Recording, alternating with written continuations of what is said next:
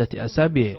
فبعد إنقاذه من منزل أحد المكتنزين في جنوب كاليفورنيا ونقله إلى ملجأ حيوانات في فاكفيل، لم يأكل الماعز أي شيء بسبب الاكتئاب، لكنه لم يكن مريضا، والأمر برمته كان لغزا، حتى قالت جان جليازي إنها علمت بأنه كان للماعز صديق، وهو حمار صغير اسمه جيلي بين. فهي تقول إن مركز السيطرة على الحيوان قال إنه نشأ مع الحمار الصغير، وكانا صديقين حميمين، وعند فصلهما بكى الحمار كثيرا، وأدركنا أنه حزن على خسارة صديقه.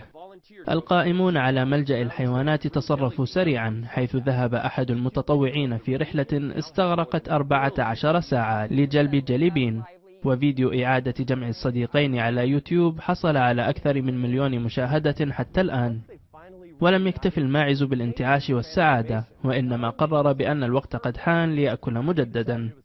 فجان تقول إن الحيوانات لديها مشاعر مثل البشر، وهم يكونون نفس العلاقات ويشعرون بالحب والصداقة والصحبة، إضافة إلى الشعور بالحزن والتعاسة والخسارة، وفي بعض الأحيان يعبرون عن ذلك بطريقة أكثر قوة من البشر.